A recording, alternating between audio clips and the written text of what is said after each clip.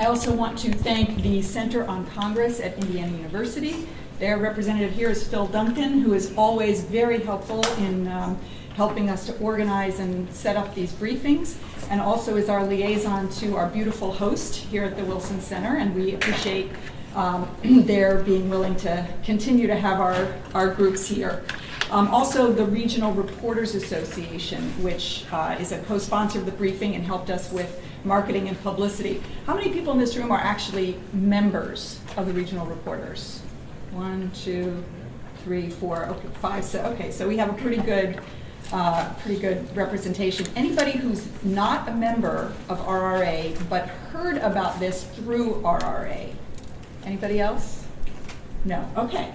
Well, we really appreciate the Regional Reporters Association, and underwriting for this briefing came in part from our David Swit Endowment, which is part of the National Press Foundation funding, and we appreciate very much David Swit and his family for their ongoing contributions. And Sue Schumacher, raise your hand, Sue, at the end of the table, is representing the Swit family here today, so we're very happy to have her.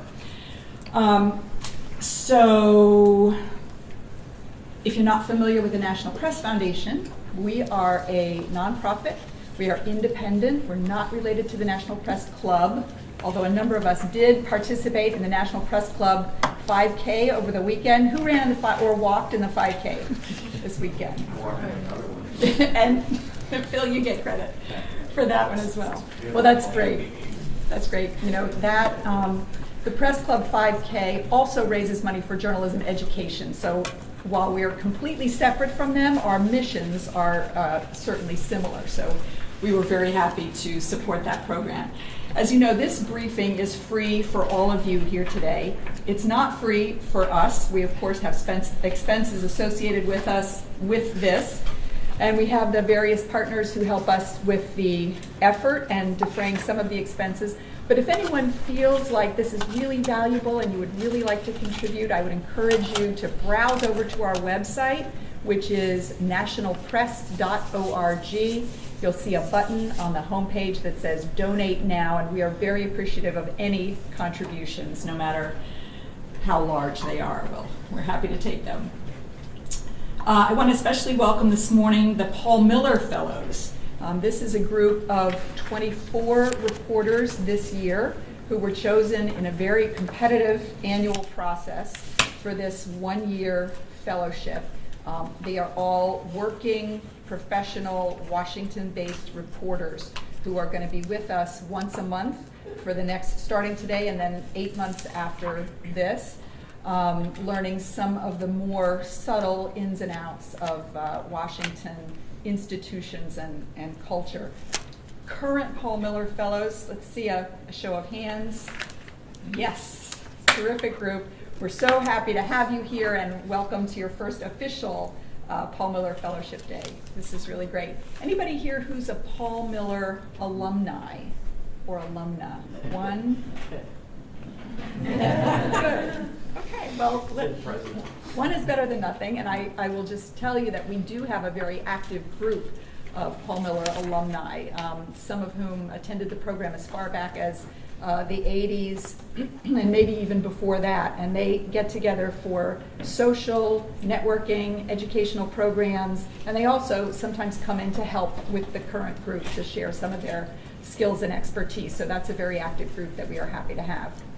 So I'm going to take just a minute while we're still waiting for Bill and ask Phil if he can tell you just a little bit about the Center on Congress at Indiana University. We have partnered with them now for several years doing these Capitol Hill briefings, and they have a lot of resources that are very useful for journalists. So, thank you, Linda, and welcome everyone. Pleased to have you here. I want to give you some information of practical benefit, but first let me say that the brochure about the Center on Congress's activities is this one. I think I handed it to most folks as they came in. If you didn't get one, there's a few more over there on the table. Lee Hamilton is our director. It's in Bloomington, of course, where IU's based. Lee was in Congress from 1964 to 1999, and then was president of the Wilson Center here for 12 years after that. Moved back to Bloomington a couple of years ago, and now works out of the IU office in Bloomington. And that's the news that you care to know, because Lee is, those of you who know his career and the trajectory of the things he did after he left Congress, the 9/11 Commission, the Iraq Study Group, Lee has great perspective and breadth of knowledge about the Congress historically and its contemporary challenges. He is very available to be called by reporters who are looking for quotes for your stories. As a former journalist, it's useful to have sometimes a senior sort of outside perspective on things. So I would encourage you to glance at the back of the brochure where you'll see the phone number for the Bloomington office, 856-4706. I got an email just Friday from Lee's admin assistant, Richard, with 3 screenfuls of media outlets that have been talking to Lee just in recent days about the whole Syria situation with the 9/11 anniversary coming up. At any rate, the point is, at some point in your reporting careers, you may want to grab a quote from someone like Lee, and he's very pleased to talk to folks on the phone, same time zone out in Bloomington. So I'd encourage you to jot that number down, take the brochure with you if you wish. Richard Lewis is the fellow who runs Lee's schedule. If he doesn't answer the phone, it'll be Vicki Myers. Either of those 2 people can help slot you with Lee. Lee is usually in Bloomington, although he does come back and forth to Washington. He's actually here in Washington today at a bipartisan policy center event. But he's generally available and accessible, and is, I think you'll find, a thoughtful person to lend perspective to some of the stories that you might find yourself doing about not only foreign affairs and national security, homeland security, but also about ethics in Congress and inside kind of Congress issues. He knows a lot about, because he was involved in a whole range of things when he was serving on the Hill. Okay, the other things that we do at the Center on Congress are in the brochure. We're mostly oriented towards the K through 12 educational market, trying to teach young people to become good citizens. But Lee's very interested in improving, helping reporters improve the quality and quantity, depth, perspective of coverage on Congress. So that's one of the reasons that we're very excited to sponsor these seminars quite regularly. We do at least 3 or 4 a year. So welcome here, and we're pleased to have you. Good. Still waiting for Bill, and I apologize for his lateness. I'm sure he's, I would say red line, because that's my, default excuse for everything.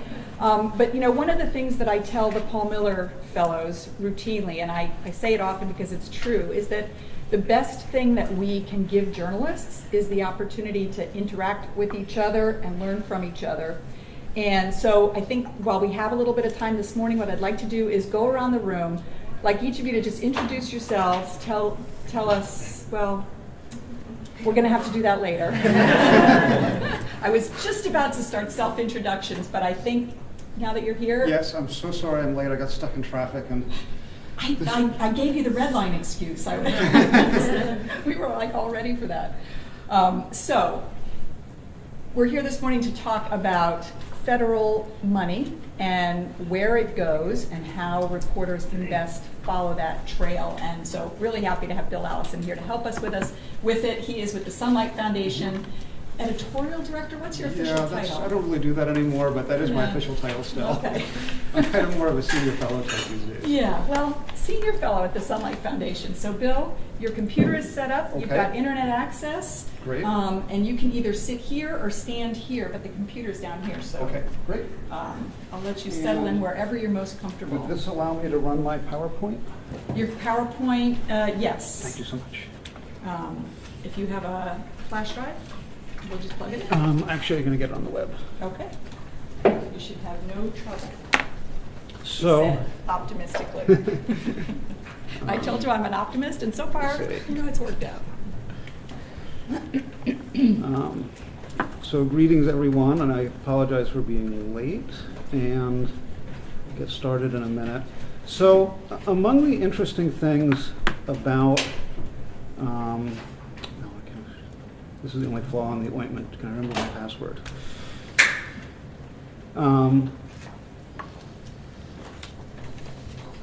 Well, let me backtrack. But when we talk about, following the money, I usually think in terms of campaign finance, much more than. Now, just let me download.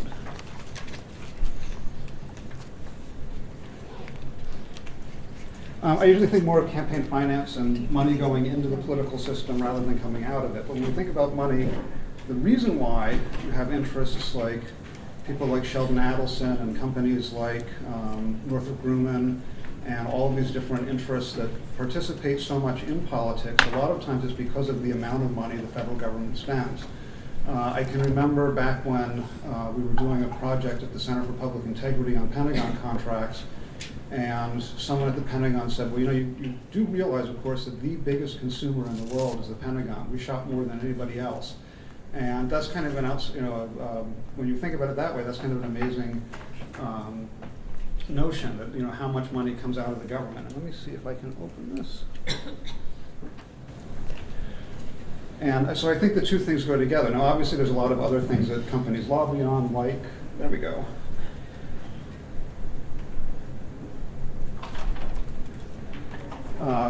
And I call this kind of the other money because I spend a lot more time looking at lobbying and campaign finance than the money that comes out.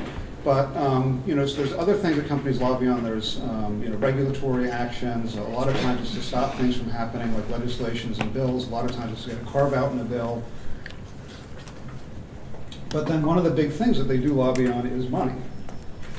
And and I just as I said, I wanted to start with campaign finance because some of these things are very, very simple to understand when you start digging into them. And here's just an example which doesn't have anything to do with money coming out of government. This was a story that Wired's Threat Level blog did back when the government was considering, we've been hearing a lot about the NSA, so this is kind of why I pulled this out, so it seems a little bit topical. When back in the Bush administration, a lot of the telecom companies had been helping out and providing information on their customers, and there was a question, could customers sue? The trial lawyers wanted to have this huge class action suit. There was a bill that was running through a committee that was chaired by Senator Jay Rockefeller, and I think it was one of the Foreign Relations Committees, subcommittees. Anyway, he had never gotten any money from the telecom industry at all. And suddenly, boom, 2007, when they're considering this bill in the first quarter, he gets $25,000 from Verizon, and he also got like $40,000 from AT&T, from the executives and the PAC. And guess what? Rockefeller was against giving telecom companies immunity from lawsuits before those contributions. After those contributions, he was in favor of it. And what this kind of shows is this is the kind of contact between lawmakers and special interests. And the money isn't necessarily, I don't think it necessarily shows a bribe, although that's a part of it, but it also shows the influence that these companies can have. The money buys you access, and then you get to state your case for the members of Congress. So one of the things I would say is don't ignore the traditional money that people donate to politicians. We're in this age of super PACs and Sheldon Adelson and $10 million and all this other $10 million contributions, and he gave $100 million overall. That's not as interesting to me as what the political action committees do. Regular PACs, super PACs raised and spent about $600 million, $660 million. Regular PACs, the traditional ones, 1.2 billion, twice as much. And members of Congress are totally dependent on these guys to give them money, and so this is where the real influence is. This is Jim Moran. This is 2007, 2008. The reason why I picked Moran is, I'm going to start with Congress. He was a member of the Defense Appropriations Subcommittee, and back in the day when we had what were known as earmarks, which were basically a line item in the committee report of a bill saying that $1 million will go for the GEOD project. And the GEOD project would be something being done by a company called MobileVox, and this was a way that a lawmaker could steer money to an individual company. And in 2007, 2008, we had the Honest Leadership and Open Government Act. Members of Congress started having to disclose earmarks. People did a lot of investigations of them. You had, after 2010, when the Republicans came in, took over the House, both the Republicans in the House and the Democrats that were running the Senate agreed to have a moratorium on earmarks. So supposedly these things don't exist anymore, and you can't follow this kind of money anymore. These were Jim Moran's old earmarks, and you can kind of see he's got the Dulles Metro Rail project, which is still going on, George Mason University, General Dynamics, and so on. And a lot of these earmarks went to smaller companies, though. When you think about the ones that ended up ruining the system or getting the Republicans so angry and the public so angry, a lot of these were to companies I think of the Murtha earmarks that went to companies in Pittsburgh that were run by drug dealers and this kind of stuff that was going on. And so there were a lot of abuses like that when these were going to small companies. I think the pattern has changed, though. Oh, wait, I'm sorry, I'm skipping ahead of myself. This, incidentally, is fedspending.org. It's one of the best sources for very, very small granular data on spending. There's also usaspending.gov, which is the raw site. These guys clean up the data a little bit. It's not perfect. And Sunlight Foundation has a site called influenceexplorer.com that lets you download all of this information or just get slices of it that you need. We've got contracts and grants and that kind of spending. So let me skip ahead. Okay, so now I wanted to talk about the earmarks because there's a sort of a changed pattern in the big contributors to Jim Moran. And so here we've got, this was 2007, 2008, during the height of the earmark. You have PMA Group, which represented a lot of those small companies. You've got Progeny Systems, BriarTech, Mantech International, that's one of the only ones, and at the bottom, Kinetic Group. Those were the only two big companies, in the top 10, top 100 federal contractors, the really big guys. The rest of these companies, BriarTech, ProLogic, Progeny Systems, are small companies, and PMA Group, which represented a whole bunch of small companies. And they're Moran's big donors. Skipping ahead, and this is why I say, follow the money, this is sort of why I start with this stuff. If you look at Moran's top contributors in the last election cycle, you've got General Dynamics at the top, you've got Northrop Grumman number 3, Deloitte, which is a big federal contractor, number 4, SAIC, Boeing. The pattern has changed. Those small companies aren't giving very much money anymore, but the big companies really are. And we're in an era of sequestration and budget cuts and drawdown after the Iraq War and the Afghanistan wars and less defense spending. And this is why, one of the reasons why the big guys are spending more money. But there's another reason why they're doing it. This pattern kind of is, when you look at all the defense appropriators, this is Kay Granger, who's a Republican member who was on in 2007. And again, those are the big guys, Lockheed Martin and Textron, back in 2007, 2008. Now you look, Lockheed Martin is number 1 at 71,000 in this last cycle. You've got Textron, Northrop Grumman, Deloitte, United Technologies. So the big guys are giving more. And the reason is that now we have something called a programmatic request. We don't have earmarks anymore, we have programmatic requests. And when the budget bills make their way through, or the appropriations bills make their way through the House Appropriations Committee, the Senate Appropriations Committee, they issue instructions to their members, and this is one of the letters. This is from Bill C.W. Young, who's the chairman of the House Defense Appropriations Subcommittee. And what he's asking members to do is to send him, he says, we no longer accept earmarks. We do accept programmatic requests. And the next thing is, please include, and this is like the key killer language, please include the applicable account and line number in the beginning of the program request description. An example, RDTE, that's Research, Defense, Testing, and Evaluation. That's part of the defense budget that if you're testing missiles or you're doing R&D on some new uranium-plated armor, that's where you find that. That's part of the budget. Then you want A, line 30, etc. So I got really interested in this and so, okay, what do these lines look like? And so these are the programs they're referring to. This is actually from the procurement budget because that's where the big money is in the defense budget, or a lot of the big money. And so it's aircraft procurement, Navy, and you see the line numbers there.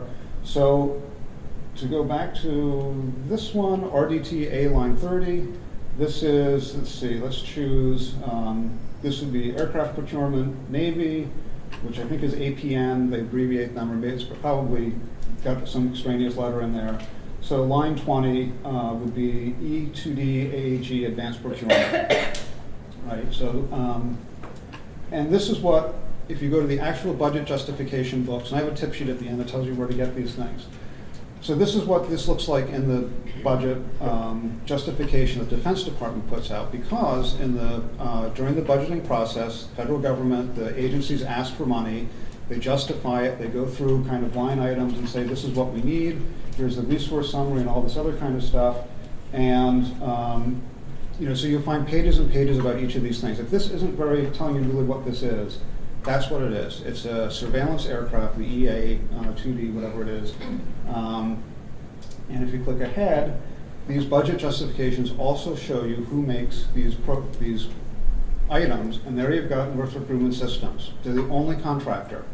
So to go back, if I request, instead of the RDTE, I'm the aircraft procurement budget for the Navy, and I want line 19 or line 20, then what I'm doing is asking for money for Northrop Grumman, if I'm a member of Congress.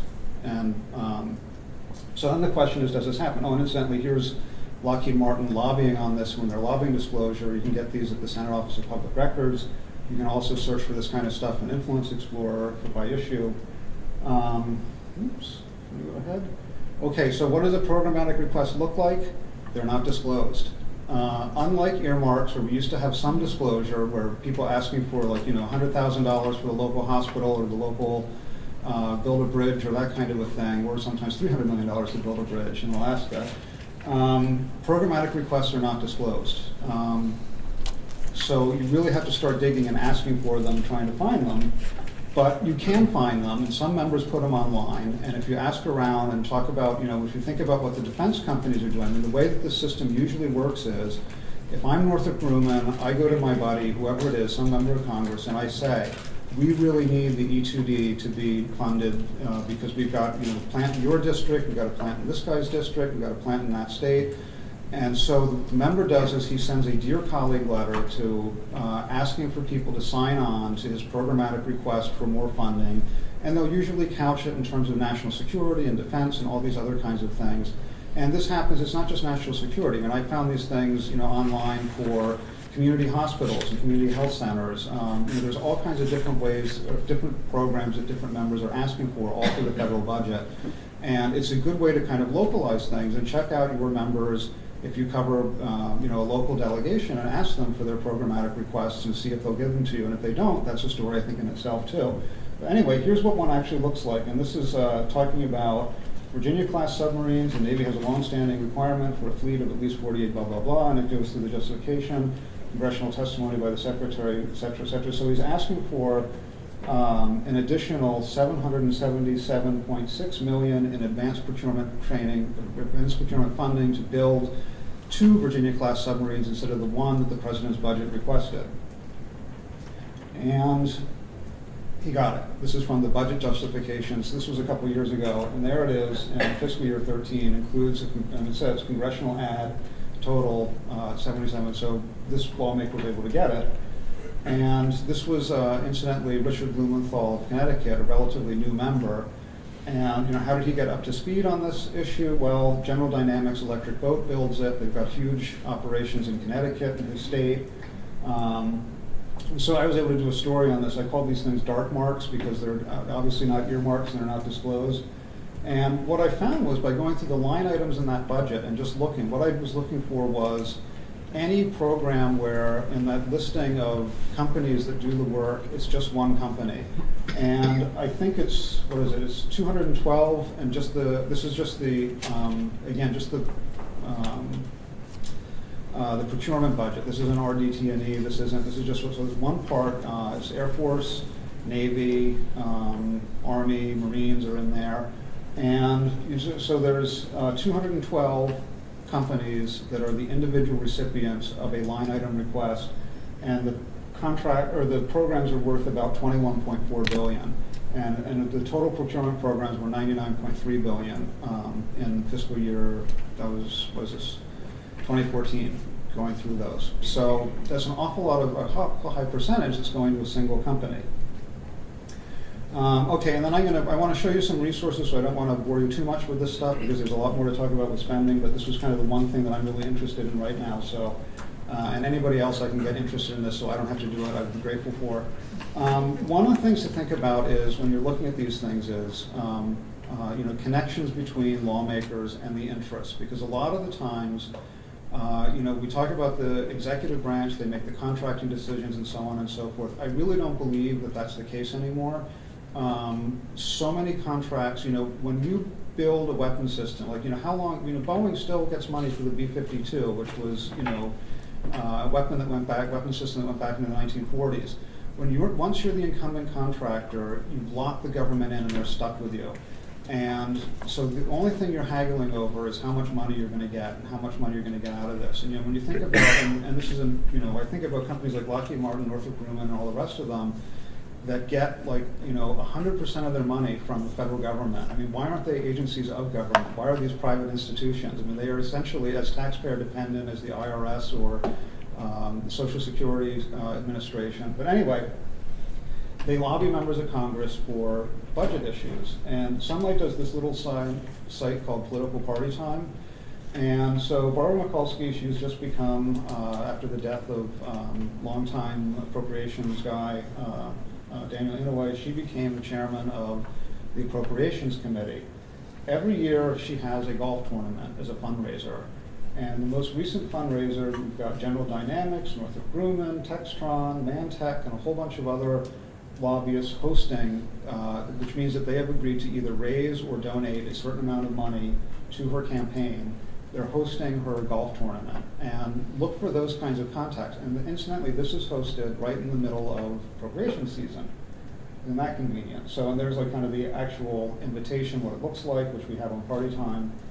And then one other thing, which I'm making a plug for, which is somewhat separate from this but can be useful, is Scout. It's scout.sunlightfoundation.com. And with this one, you can get updates on everything from Federal Election Commission to mentions in the Congressional Record to, it also has information from Federal Register. So if there's a regulation being announced, you can put in something like we have FOIA where we follow, and anytime somebody says that we're going to do something with FOIA, somebody proposes a bill, somebody talks about it on the Senate floor, an agency says that it's going to stop processing FOIAs within, whatever. I mean, we get this and we're able to keep track of it that way. And this can be hugely useful. It'll send you an email. You can even, if you're really glutton for punishment, you can sign up to get buzzed on your cell phone, on your smartphone through SMS. So this is kind of, I won't go through that. You can search for companies. There's General Dynamics, which I get notified on. And you can also get campaign finance reports if you're following a presidential campaign or congressional campaigns, whatever. So so that's it. And the tip sheet I did was bit.ly/money follow. I think you have to use the capitalization like that. And I'm going to stop with the canned portion of the presentation and turn it over to you. So are there questions or things you'd like to talk about? If you have questions or specific topics, just raise your hand. We'll bring you a microphone because we're recording. We want to make sure we get everything on the record. Also, if you're tweeting this morning, include our hashtag, which is napkins. What was the bit.ly? Oh, I'm sorry. It's bit.ly capital money, capital follow. All one word. I can put that back up. Oops, no, I can't. Where is it? There it is. Hi, thanks for coming here this morning and for all the information. I just have a question regarding tracking money that goes to states and to cities. Is there a particular site or way to figure out how much, for example, the state of Michigan gets in federal grant dollars or how much a particular city does? And if there isn't, where would you look in different departments to get a total? The easiest way to do that is usaspending.gov, and let me show you that real quick. Can we go back to that?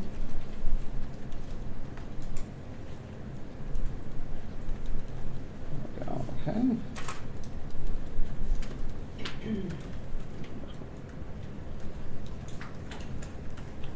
And this has, and one thing though, and it's in the tip sheet, and I should have stressed this, is always be careful when using government numbers. That USA spending has, let me see, you can filter this by state, and if you're interested in, and also spending type. And let me see, where do we want to go here? Why don't we do it like this? We'll just do a search. And is there a particular program, or are you just interested in all grants? All grants. All grants, okay. Let's see, then let's do, I can't remember if you can do this by state like this.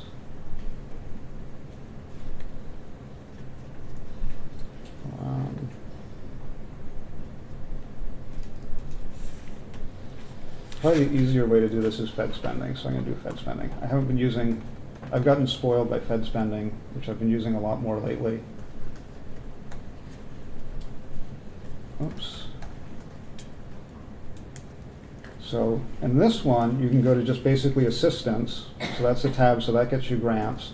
And they've got the map right on the homepage. And USA Spending used to be exactly like this. I mean, it was basically, fedspending.org was done by a group called OMB Watch, which is now known as the Center for Effective Government. And actually, Sunlight gave them the money to do this back in the 2007, I think. And they did this great job of this, and the federal government liked it so much that when Coburn Obama was passed and usaspending.gov was created by that legislation, they went to the Fed spending guys and basically took their software. And then since then, they've kind of updated it, and I think they've made it much harder to use, which is usually what government does. But there, if you click on Michigan, and come on, will this go? Oh, I'm sorry, it shows you right there at the bottom. I don't know if you can see it.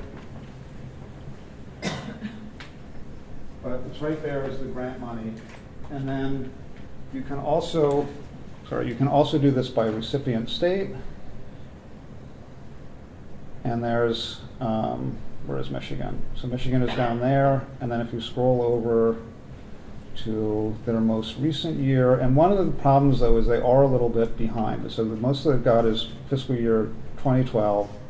But it will give you the different kinds of grant money coming in. They've also got Social Security, which is they kind of lump everything into assistance. But there's a lot of, the grants. You got Michigan Department of Community Health is the top, one of the top recipients, and so on. But always use this information with a grain of salt, because I have found wildly insane things in some of this information. And let me show you this. And if anybody here can explain this to me, I will be grateful, because I've been on the phone with the OMB, with Department of Homeland Security, with the National Flood Insurance program, and nobody can explain these numbers to me. Let's take a look at summaries. Okay, and let's go, I'll just show you 1 year. So this is, according to the government, this is what they spent. This is the kind of big overview. And if you look at the Department of Homeland Security, which is that top gray bar, it shows $1.1 trillion in insurance. And if you go back the year before, it shows, I think it's like $1.26 trillion in flood insurance payments. Now, if you look at how much money flood insurance, the total value of covered property in the National Flood Insurance Program, it's about 1.3 or 1.4 trillion. So I may have missed this story, but apparently 2 years in a row, every single insured property was wiped out to almost the total value of that property and had to be replaced. So my hunch is that the numbers are bad, but how they're bad and how why they're off by so much, I haven't been able to find out. And then if you go back further, there are years when there are zero flood insurance payments. So we had the years where nobody's basement was flooded who had flood insurance. So be very careful using these numbers, and always call the agency or the contractor, whatever, when to check to make sure this is an actual number and not something that was. I know this can't be just a typo. I mean, there's something going on here that's really screwing this up, but I have no idea what it is. So, and this has been something I've been trying to find out for. I noticed this a couple of weeks ago, and I've been trying to find out for a couple of weeks, and nobody can give me an answer. And I even had somebody tell me, and unfortunately I can't tell you who because I'm sworn to secrecy, but somebody at OMB told me, well, on background, I would suggest that you call the Department of Homeland Security and ask them. So they didn't even want to be on the record with their buck passing. So is there anything else? Sorry. Hey, I'm curious about the programmatic requests and when they come. I guess, do members of Congress submit those to the agencies? Does that come before the proposed budget comes out in February, or how does that work? Yeah, that it's in the same way with earmarks. That the process is that the committees would send out requests, and you send in your earmark requests, and some of them they even had like a computer form that they use. This is exactly the same thing. It starts in the spring. They have a deadline. It's in, I think it's like this year, because of the what was going on with the budget ceiling and or the debt ceiling, debt limit, and those negotiations, and the questions about the continuing resolution and all these other things. They ended up having to put off the request period for an additional couple of weeks. But members submit the requests to the Appropriations Committee. They do not go to the federal agencies, because otherwise you could FOIA them. And it's, we're right back to where we were before earmarks were disclosed, except that the only difference is that these are actually for real money. These programs, like again, you're seeing $777 million, and on the strength of a member of Congress, and it was more than just Blumenthal. As I said, they circulate these letters. They try to get as many members to sign on as possible to get the budget request to go through. And there's even, if you search for. When I started looking for these things, I used a stupid Google trick, site.gov and in quotation marks programmatic requests, and I even did it like house.gov and senate.gov and whatever, and you can find things. You can find members talking about, we had requests for, we had 150 programmatic requests totaling, I don't know how many, billions of dollars. This is, I think, one of the transportation subcommittees in appropriations. And talked about how many of them they approved, how many of them they didn't, when they were talking about the bill when it was introduced to the House floor, when it came out of committee. So you can find out information about this stuff. What's difficult is drilling down and figuring out what your member is up to. And then when it all comes out at the end, I mean, it's so much harder now to track because everything's on a CR.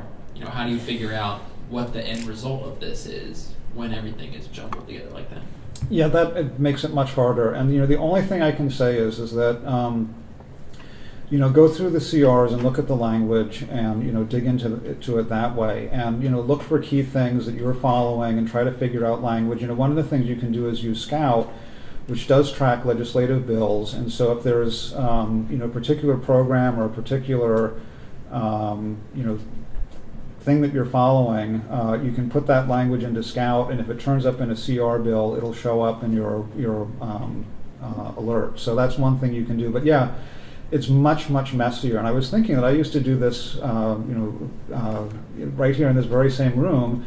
We talk about this at federal budget season. It used to be in January. It'd always be cold and miserable, and usually raining when you come by, and come to the Woodrow Wilson Center and talk about the whole budget process. And now we're in chaos. We're doing this in September, so it does make it much harder. And it's and I've got to believe that since it is much more, since it's become much less. The procedures have become much less rigid. The very smart people in Congress have figured out ways to game the system like never before, and it's going to be much harder to find them. But but I think that among the ways to find out, if you're following companies, look to see if do they announce that they got some huge contract or some huge award, or does the Pentagon put out something that they're continuing a particular weapon system, like that one plane. There's a huge controversy over it because. In the next generation of fixes, this is like a gas-guzzling older aircraft, and so do they do new engines, and General Electric wants the new engines to be done, or do they do new avionics, because there's, it uses about, I think, 13 different systems to communicate with the ground, none of which are state-of-the-art, and they want to completely replace the computer systems and whatever, and there's a question, it's a security question that you may be able to pick up feeds from the surveillance it's coming up with. And where do you spend the money first? And one of those companies is going to win. And when they do, it'll probably be because there was some kind of influence involved or whatever. So, that's like, I think it's really knowing the details and working backwards from that. And, trying to follow it from Congress on down is trickier, but we have the advantage of we can follow it from the company on up, and we can kind of see, and in our areas of leadership, whatever, and the industries that we follow, we can do it that way. Thanks. Should I wait for the microphone? Yes, hold on. Hey, thanks. Hi, I'm Mike Lindenberger with the Dallas Morning News. I was working on a story a couple years ago from Dallas that I had some trouble doing, and I wanted to look at a really powerful change in the way the Army Corps of Engineers judged risk of levee failure after all the problems. And they made a tremendous turnabout in the way that they were going to, in the future, estimate risk, which would be a great boon for the city of Dallas, which had this multi-billion-dollar public works project. I wanted to figure out, I knew there was a lobbying campaign from cities to try to change Congress's mind, who then tried to change the Corps' mind. If you were doing that, how would you follow that money trail? It was the Army, which was a little bit hard to get, it wasn't very transparent. So, well, if you're looking at a couple of things. There is this, and I like to think of it as vertically integrated influence with, you have local officials, members of Congress who basically represent local areas, and they all kind of grew up in the same party apparatus, sometimes, or two-party apparatuses, but, they all know each other. One thing I do is look for, particularly if it's influence. So the local officials will be working with the federal officials. Look for contacts like that, and if you can have public records requests for the city, look for, are they meeting with the members of Congress? You can't FOIA Congress, but you can FOIA people that members of Congress meet with. The second thing I try to do is any correspondence going back and forth between the members of Congress and the city and the Army Corps of Engineers. You can FOIA for that kind of information. It takes a long time, and this is the problem with FOIA, and it does slow you down, but that's another way to do it. Look for the minutes of City Hall meetings. I found when I was tracking some different kinds of earmarks, that in the city minutes they talk about the lobbying firm, and they were great. They got us this earmark. They were wonderful. So, this is a smaller town. I don't know that necessarily that Dallas would be it would be as obvious as that, but it might be. There might be things about, that they were effective in helping us with, Army Corps, and they may not spell out exactly what the policy was. I'd also look at the Senate Office of Public Records because cities do hire lobbyists, and you can follow the paper trail that way. They might list issues.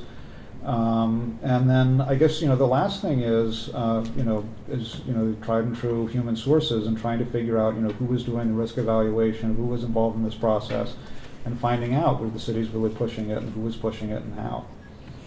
thank you. I hope that, You did a lot of that. yeah, I'm sure you did. One of the things we came up against was there were lots of lobbying firms who said that we're working for the Army, on issues with the Army Corps of Engineers. But you had no idea which issue, or or they might have 12 clients, and how much of that was the city of Dallas, and how much was another client. Right. And that became hard to really decipher. Yeah, that's a big problem with lobby disclosure, is that you can't figure out, like, on a particular issue, or, you have like these, like that Northrop Grumman, they list, 50,000 different things. You have no idea what they're spending the money on and what's really important to them and what isn't, and where the emphasis is. And the only way you can do that is if you, are lucky enough that somebody tells you, Right. which most of the time they're not inclined to do. Thank you. Yep. Hi. I was really happy to see when your journalism tool came out, especially in its use as an anti-plagiarism tool, just to keep things honest in journalism. But I was also curious to see if that's capable of finding language that's similar between sort of contractors, sales presentations, and what winds up in programmatic requests.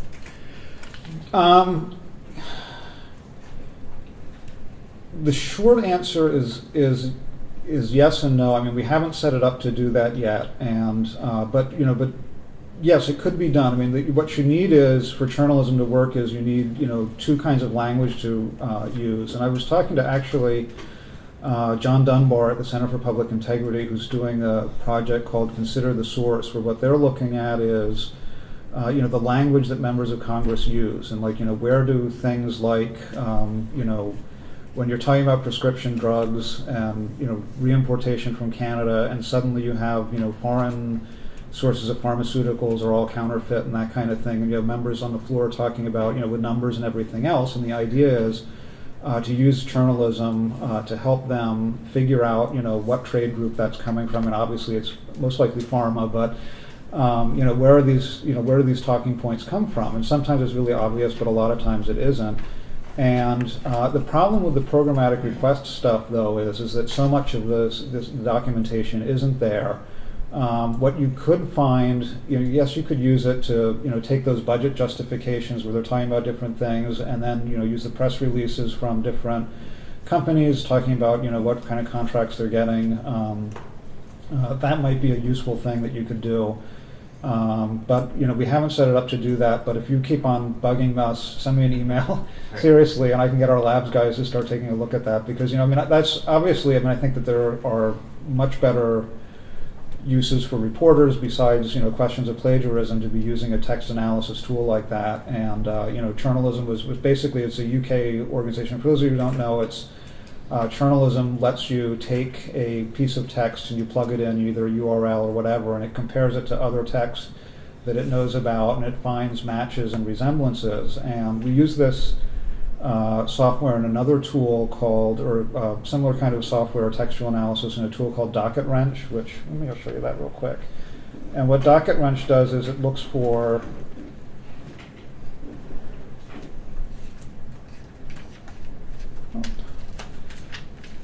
Docket Wrench goes through public comments for regulations, and I'm just going to do, oops.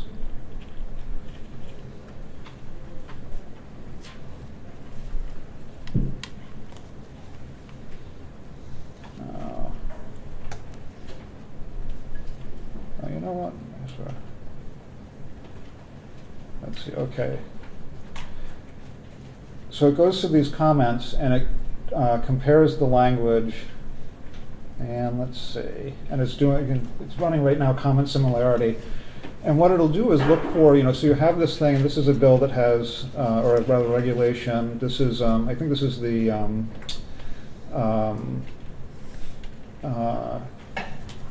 the Health and Human Services, that insurance will have to pay for reproductive care for women. Anyway, you know, this is something that has 1,000 or one. Is that how many? Yeah, 165,000 comments generated. Now, if somebody like the Family Research Council, which is opposed to this measure, gets their members to send in a form letter, this will find it and it'll group those together, and so you can start to see and trace back, you know, who is sending these different kinds of letters to these regulatory agencies. And we found, like, there was one Dodd-Frank regulation where there was a guy who, I think it was over, I think, a regulation for how groups used derivatives to hedge risk. And you had like an airline fuel association that sponsored like a third of the comments. And it's got thousands and thousands of comments, which is a pretty obscure issue, getting like all these comments. But there was an airline fuel company or consortium, I guess it was a trade agency for companies that make airline fuels, that were one of the ones that wrote in. There was a guy who was a silver trader who got like all kinds of people to write in, and there was one other group, and, you know, but more than half of the comments came from just 3 sources, and it's really nice to be able to track that kind of influence. So, can you search this site by, like, if you're looking for a specific company or a specific group, can you search for whatever they're commenting on? yeah, absolutely. You can search by individual groups. I mean, one thing which I should caution is the search on this is still a little balky, and we're still trying to perfect it. It's got like a huge amount of text in it, and you get, you know, lots of false positives when you search sometimes. But let's just do. And I think you can also miss things depending on how the agencies do their comments, because if things are embedded in PDFs, it's not as good at ferreting that out. But I'm just sticking in general dynamics, and so here we have, let me see, 122,000 results of things that they commented on. Now that may not be all of them, excuse me, and some may be, you know, the word general and the word dynamics are in there and close enough that it thinks it's a match, and it might not be. So But yeah, you can search for an individual company or a topic. You can put in transition rule or whatever it is you're looking for. Bill, before I pass off the mic, I want to go back a couple minutes to a sort of nuts and bolts question, because you were talking about looking for programmatic requests, and you said you can use this sort of noodling around tool, site.gov, something. Sure. And everybody might not be familiar with that way of searching, but it can really help you if you're kind of trying to take a shot in the dark.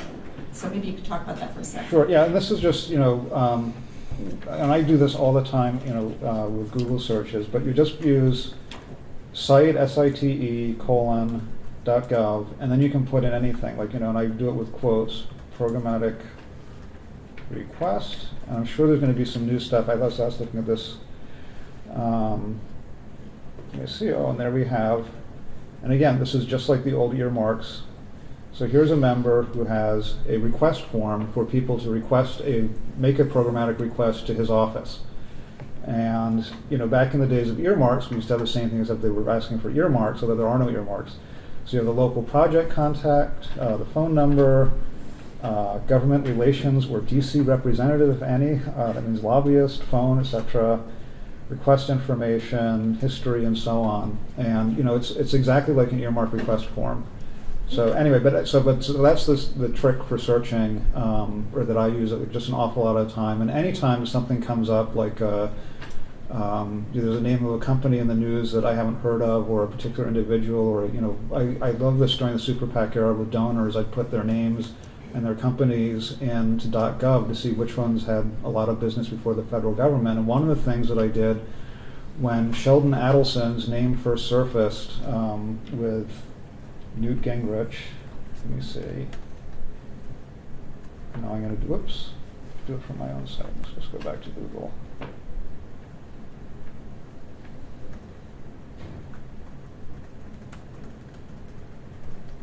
When his first name first surfaced, and I'd never heard of him. I'm going to put in my name.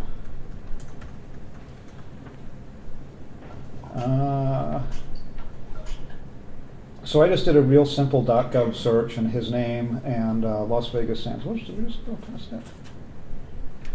And so lo and behold, whoops! I found that there was a couple of tax issues and the Foreign Corrupt Practices Act investigation, and so we were able to do this really quick story about him, having these, entanglements before the federal government. It was just putting his name in site.gov, and so. I just had a quick question about programmatic requests again. Mm-hmm. You mentioned a lot of the smaller companies that were more active during the earmark era have sort of fallen off the map. I guess if you could elaborate a little bit about where they've gone in this whole process. I mean, that's a very good question, and I'm not really sure. I mean, the one thing though that I've noticed, by falling off the map, I mean that these used to be big campaign donors, and they would show up as, it may be that after PMA Group fell apart, the PMA Group was driving a lot of this, although not every one of those companies was a PMA Group client, although maybe that was the understanding that to compete and get earmarks, you had to do that. But I really don't know exactly where they are. I mean, we've kind of gone through a couple of years where there haven't been earmarks and there haven't been normal budget process. I'm curious. It's a really good question. I mean, there's something probably that somebody should take a look at. Where are these? The smaller companies that were getting earmarks, the mobile boxes, and so on. I mean, a couple of them. In the case of John Murtha's old earmarks, have just disappeared altogether off the face of the earth. But the theory was that, it was he's at USA Today now. But Paul Singer at Roll Call was just an amazing person for following this stuff, and particularly Murtha. And Murtha used to have, and Singer wrote about this when he was at Roll Call. He used to have this event in Johnstown where he would have all the big defense companies come up, and all the local companies that were in his district, and the executives, and they would kind of get together. And it was almost like, for the big companies, it was like if you want budget support or support from my office on your appropriations for these big ticket items, you have to do business with these small contractors. I mean, it wasn't stated, it wasn't, obviously these guys are a lot smarter than that. But that was almost what, was going on. And with, Mirtha gone, and with earmarks gone, it may, I'm just not sure. I can't answer the question. I do know, though, that it dropped off the face of the campaign finance map, which I think is really interesting and significant.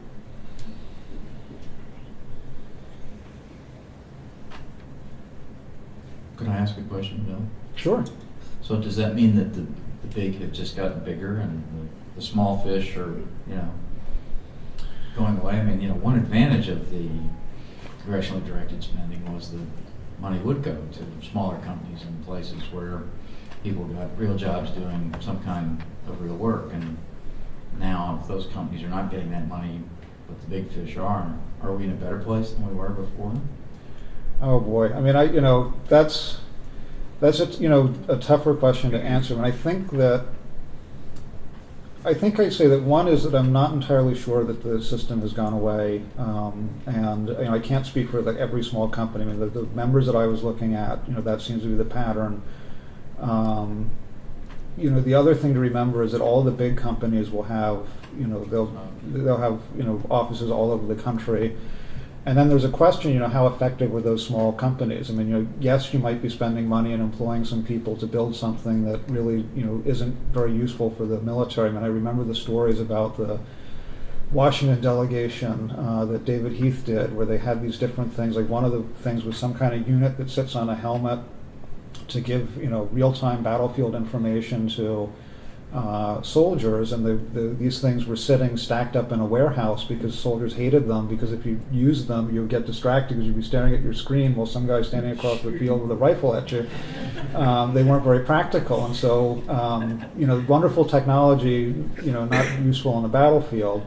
And the government spent millions and millions on these things. There was a company called Phoenix Products in Kentucky that Hal Rogers would earmark money for, and of course he's the chair of appropriations in the House now, and year after year to give money for these drip-free transmission pans for Black Hawk helicopters, and they also, the other thing that they made was high-quality leather seating for Black Hawk helicopters for flying VIPs around.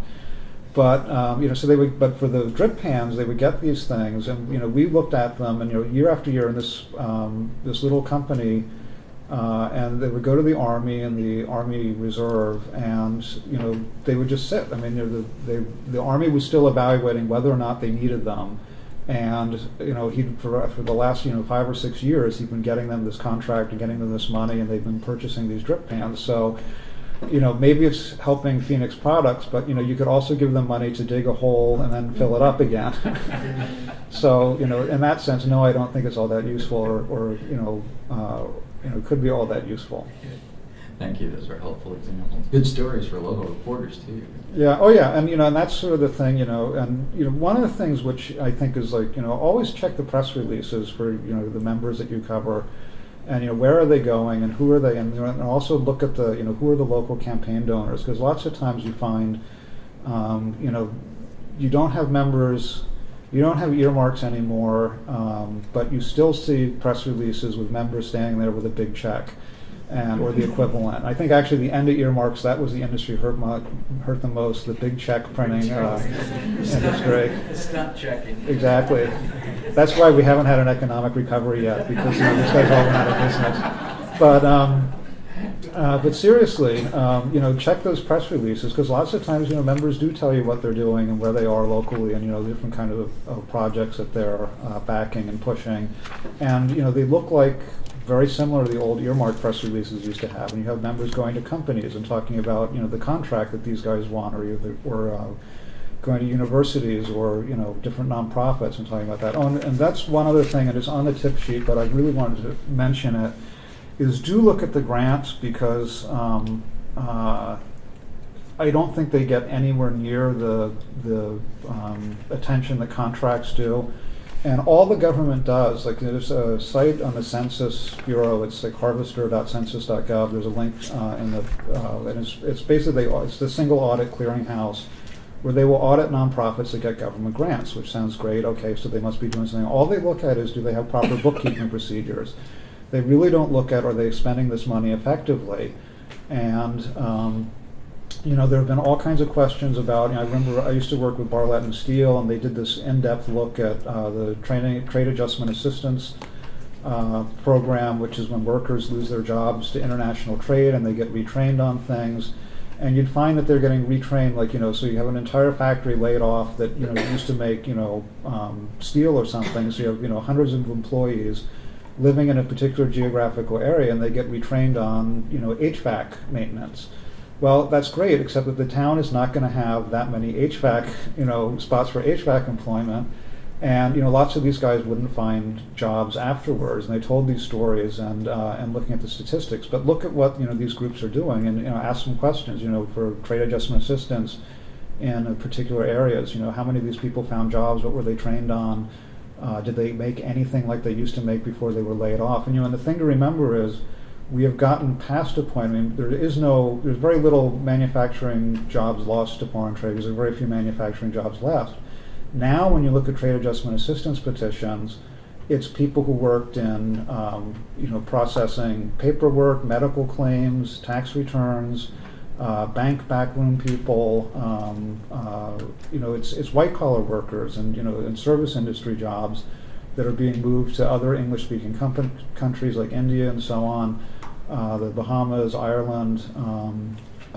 And that's and so that's where a lot of these, and are those people finding jobs? Are they finding anything? And as trade adjustment assistants, are they training them to be HVAC maintenance people? I have no idea, but it's a big change, but nobody looks at these things. And I can remember hearing a story that Dan Gutman, who was a contracting expert, and he did a lot of stuff. There's a great story about Dan and SAIC, where SAIC was basically writing a regulation for the Department of Energy, and at the same time that they were in the business that the regulation would oversee, and and they were internal documents at SAIC talking about what a great profit center this would be, and it was how you deal with waste metals from nuclear facilities, like Hannaford or whatever. And they wrote the regs in such a way that you could use these things and as spoons and dashboards for cars and whatever, that you could recycle this metal that was radioactive and just use it, baby strollers. So he did the whistleblowing on that. But anyway, so he's like he knows more about government contracts than anybody I've ever known. He's an amazing guy. And he told me at one point that he was at some conference we were talking about contracting, and what amazed him is that somebody started talking about grantees, and the executive branch people were saying, well, when a member of Congress brings us a grantee, we assume they can do the work. And the member of Congress said, well, I assume that the executive branch vets them. I don't know anything about them. And so how many of these nonprofits that are getting money to do everything from Head Start to trade adjustment assistance to all the other things that they do, government research, are qualified to do it? I just think about the Samweli Institute, which was an alternative medicine center place that was getting government money for pain management and things like that. And, were these guys really, this was a Jim Moran earmark, and are these guys really qualified to be doing what they're doing, or are they a bunch of quacks? I think it's worth asking those types of questions when you're looking at where the money is going to in your area. Good advice. Is there a final question? She was just trying to brush her hair back, but now she's got the mic. I was just wondering if you could repeat the census site that you were referring to. It's on the little tip sheet, and I think it's harvester.census.gov is the link, but this is going to be embarrassing because I'm going to forget my own.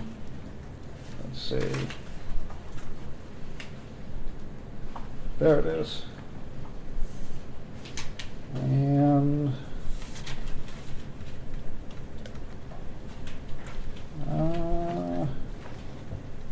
Federal Audit Clearinghouse right there. And yes, it's harvester.census.gov. And anyway, so you can search for the grantees, and they do these things. They're called single audits, and they look for and there is some really interesting stuff in there. Like you do find groups that commingled federal funds with other funds, that didn't have proper bookkeeping procedures, that couldn't account for money that they were given. So it's definitely worth looking at if you're looking at a grantee. Great. Well, Bill, thank you so much. This has been really great information.